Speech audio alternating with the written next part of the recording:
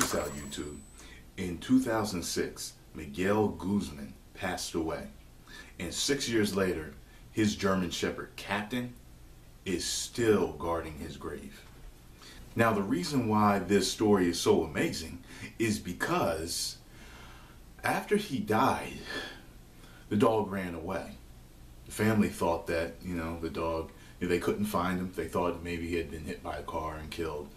So when they go to see, to pay their respects at his grave one day, they find the dog there. The dog rarely leaves the grave.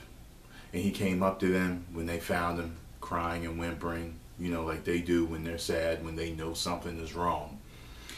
But what's crazy is they never took the dog to the grave. So the dog didn't know how to get there. So I assume that the dog smelled his way there. I mean, they can smell odors up to 1 million times lower than what we can smell. So I'm sure through everything he was able to smell a faint amount of his owner, you know what I mean, and found his way to his grave. But what's even more amazing to me is that loyalty. He never leaves his grave.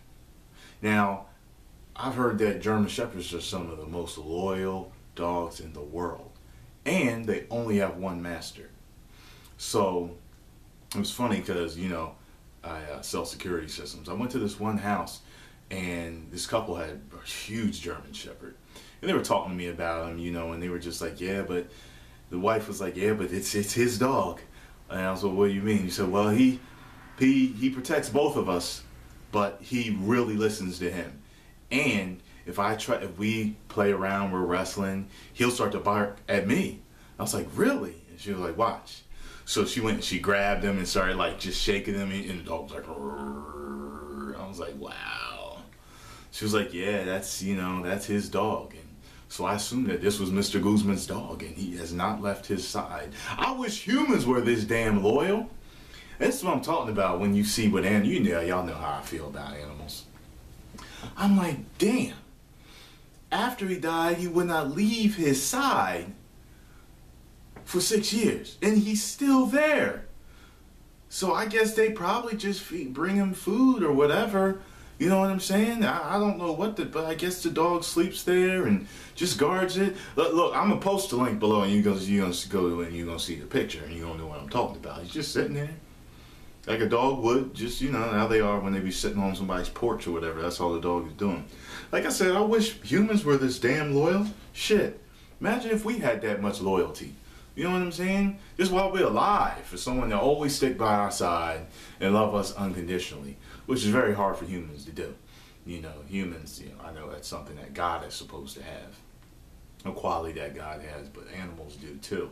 It seems like even if an animal is beaten and tortured by its master, it'll still come back to him if he's called. You know what I'm saying? It's a shame that, certain animals are treated the way they are. But anyway, this story isn't about animal cruelty. It's about animal love and unconditional love and loyalty. And shit, Sarah, if you watching, if y'all know who Sarah is, that's my girl. That's right. You better be loyal to me like that damn dog. So if I die, because you the one that's going to drive me to an early grave anyway, if I do. If I die, you better be sitting at my grave every day reading me stories and all that shit like people do in movies, when somebody dies and they can't get through the shit. But anyway, y'all, go check out the link, and I'll talk to y'all later. Oh, shit.